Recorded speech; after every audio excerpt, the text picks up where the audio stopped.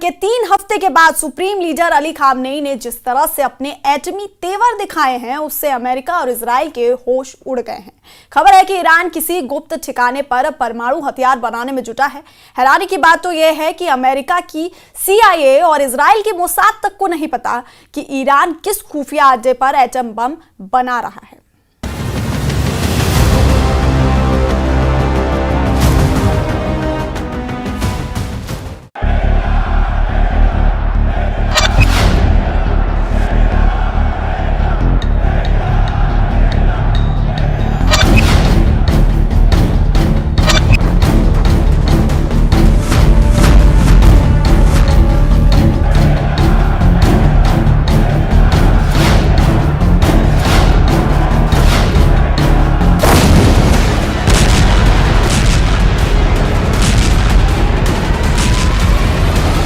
इक्कीस दिन बाद खामनेई का परमाणु ऑर्डर।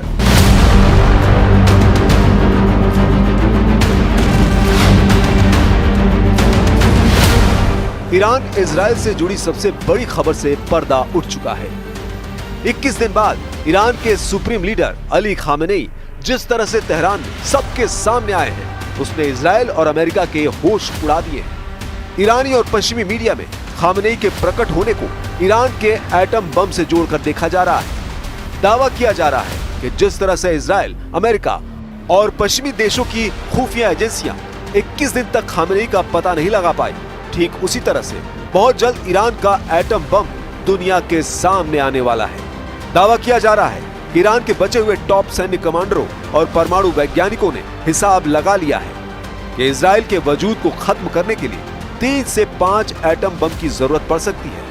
इधर अमेरिका ने ईरान के परमाणु खतरे को देखते हुए इजराइल को 7000 बंकर बस्टर बम भेज दिए। खबरें ये भी हैं कि ईरान के परमाणु ठिकानों पर हमला करने के लिए अमेरिका अपने B-2 बमवर्षक इजराइल को दे सकता है। साथ ही कम से कम 100 GBU-57 बंकर बस्टर बम भी इजराइल भेज सकता है। लेकिन इधर ईरान को रूस और चीन से एयर डिफेंस सिस्टम, लड़ाकू विमान और कुछ खास तरह की मिसाइलें मिलना शुरू हो चुकी है, जिसने इजराइल और अमेरिका को हैरान और परेशान कर दिया है। यही वजह है कि खामनेई के सामने आने के बाद से दावा किया जा रहा है कि मुहर्रम के बाद ईरान इजराइल पर बहुत बड़ा मिसाइल हमला कर सकता है। हम आपको दिखाने जा रहे हैं कि 21 दिन तक खामनेई की तेहरान में एंट्री को लेकर बम धमाकों से क्यों जोड़ा जा रहा है। इसके साथ ही ईरान के परमाणु ठिकाने फोर्दो और नतांज पर भारी मशीनें बेहद तूफानी रफ्तार से किस मिशन में लगी हुई हैं। हम सबसे पहले आपको दिखाते हैं कि ईरान की परमाणु तैयारी कितनी है और कहां-कहां एटम बम बनाने के दावे किए जा रहे हैं।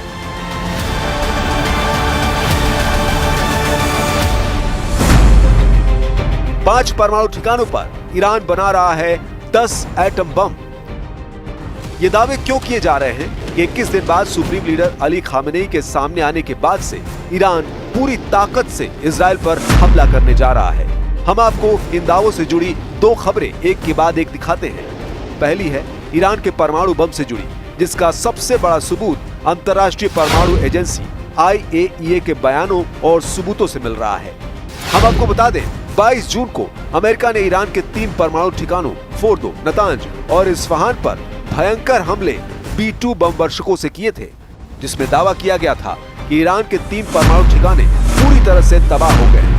लेकिन बाद में अमेरिका की रक्षा खुफिया एजेंसी यानी DIA ने दावा किया है कि फोर्दो एटमी ठिकानों को वैसा नुकसान नहीं हुआ है जैसा दावा किया जा रहा है। इस दावे के बाद ईरान के एटमी ठिकानों से गायब हुआ 408 किलो संवर्धित यूरेनियम को लेकर इजराइल और अमेरिका में हड़कंप मच गया। अब दावा किया जा रहा है कि ईरान एटम बम बनाने के बेहद करीब है, जिसके संकेत साफ मिल रहे हैं।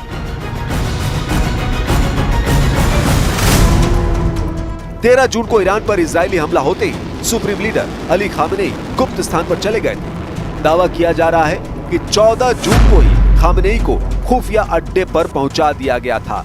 12 दिन की भीषण जंग के बाद खामनेई मुहर्रम के मौके पर 5 जुलाई को तेहरान में अपने देश की जनता के सामने पूरे कॉन्फिडेंस के साथ सामने आए। 86 साल के खामनेई ने इस मौके पर कोई भाषण या बयान नहीं दिया, जिसके बाद कयास लगाए गए कि खामनेई परमाणु मिशन को लेकर कुछ बड़ा करने जा रहे हैं। इसका पहला संकेत ये है ईरान ने अपने फोर्दो, नतांज और इस्फहान परमाणु ठिकानों पर मरम्मत का काम बेहद तेज कर दिया है। खबर यह भी है कि ईरान एक गुप्त एटमी अड्डे पर परमाणु बम बनाने में जुटा है। अगर ईरान परमाणु बम का परीक्षण कर देता है तो यकीन मानिए ये इजराइल के वजूद के लिए सबसे बड़ा खतरा होगा।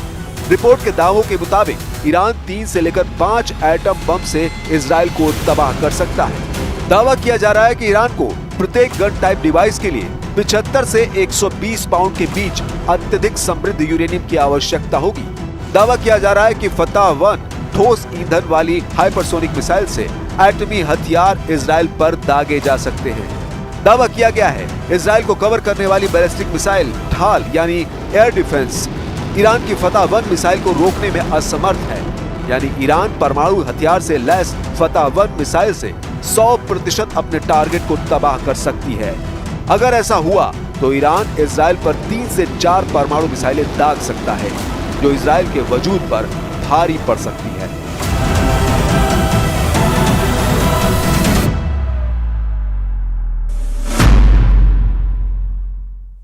موضوع هسته‌ای بهانه‌ای بیش نبود. برنامه‌ریزی کرده بودند ظرف 48 ساعت و حتی اکثر یک هفته نظام دچار فروپاشی شود و کشور را تجزیه کنند، اما شکست خوردند.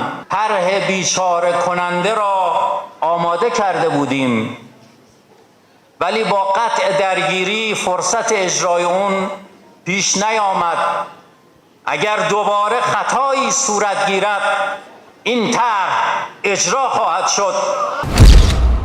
10,000 ईरानी मिसाइलें हमले को तैयार। अब सवाल उठता है कि ऐसे हालात में अमेरिका और इजराइल क्या ईरान पर दोबारा हमला करने का जोखिम उठाएंगे, क्योंकि 12 दिन की भीषण जंग में ईरान 13 से 17 जून तक इजराइल से हारता नजर आया है। लेकिन 17 जून से लेकर 23 जून तक लगभग 7 दिन में उसने अपनी बैलिस्टिक और हाइपरसोनिक मिसाइलों से इजराइल को तबाह करके रख दिया। ईरान की सेजिल, खैबर और खुर्रमशहर मिसाइलों से इजराइल को सबसे घातक नुकसान हुआ है।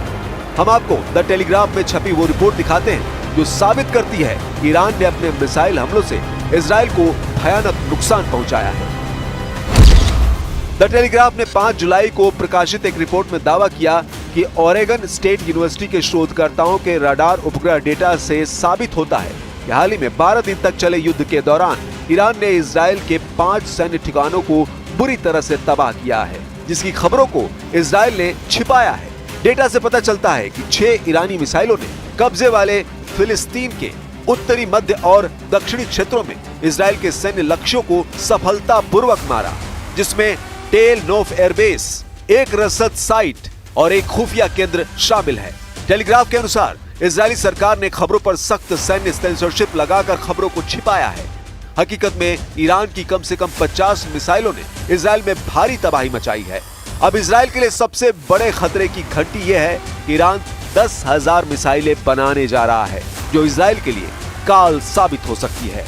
आईडीएफ के सूत्रों का कहना है कि 13 जून को जब इजराइल ने ईरान पर हमला किया तो तेहरान के पास 2500 बैलिस्टिक मिसाइलें थी, लेकिन वो बड़े स्तर पर मिसाइल निर्माण में लगा है। ऐसे में आईडीएफ की खुफिया टीम का अनुमान है कि ईरान के पास 2026 तक 6000 मिसाइलें हो जाएंगी। अगस्त 2027 तक ईरान के पास 8800 और साल 2028 में किसी भी समय ये 10,000 के आंकड़े को पार कर जाएगी। ऐसे हालात में अगर ईरान मिसाइलों से एक साथ हमले कर देता है तो ईरान की मिसाइलें इजराइल के लिए किसी परमाणु बम से कम नहीं होंगी। ईरान की मिसाइल पावर का लोहा प्रधानमंत्री नेतन्याहू और राष्ट्रपति ट्रंप दोनों मान चुके हैं। अब ऐसे हालात में अगर ईरान एटम बम भी बना लेगा तो ये इजराइल और अमेरिका के लिए गंभीर खतरा साबित होगा। खबर तो ये भी है कि ईरान ने चीन से 40 से ज्यादा J-10C लड़ाकू विमान खरीदने का रास्ता साफ कर लिया है।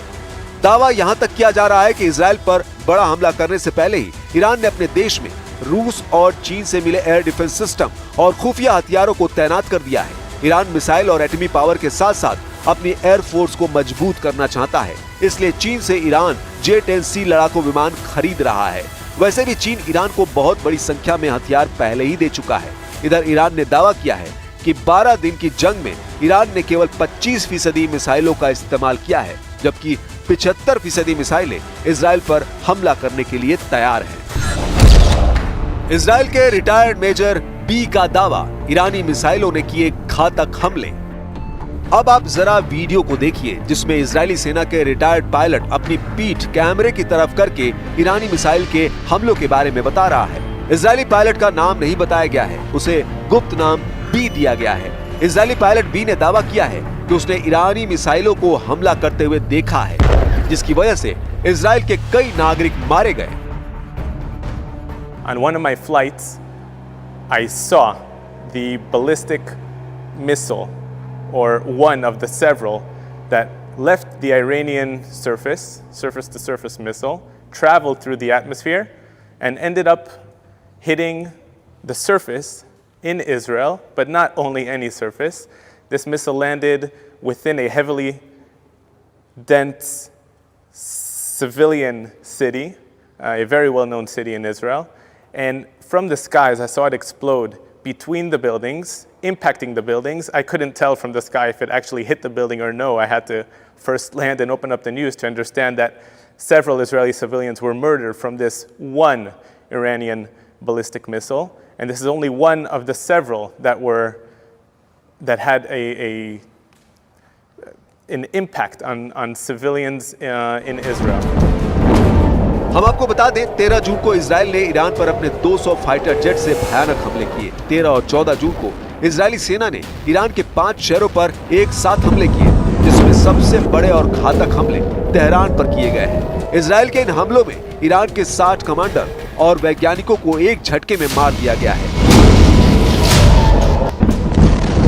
लेकिन 17 जून से लेकर 23 जून तक ईरान ने इजराइल पर ऐसा भीषण मिसाइल और ड्रोन हमला किया जिसने इजराइल की बुनियाद हिला दी।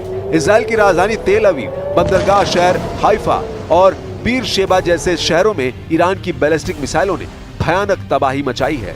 खुद इजरायली मीडिया ने खबर छापी है कि इजरायली सरकार के मुताबिक ईरान के हमलों में इजराइल में 30,000 इमारतों को नुकसान पहुंचा। ये वाकई में इजराइल पर ईरान का घातक हमला साबित हुआ है।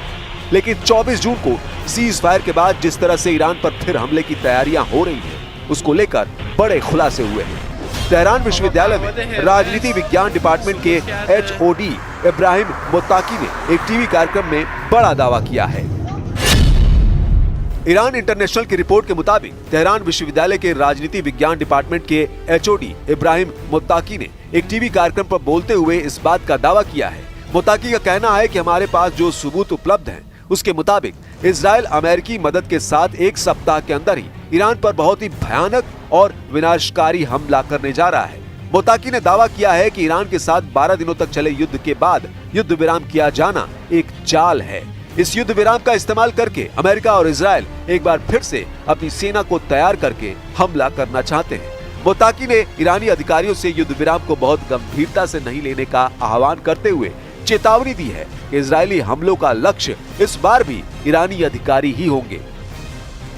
לבשר לכם שנפתחו, כפי שאתם בוודאי יודעים, נפתחו הרבה הזדמנויות עכשיו, בעקבות הניצחון הזה, הרבה מאוד הזדמנויות.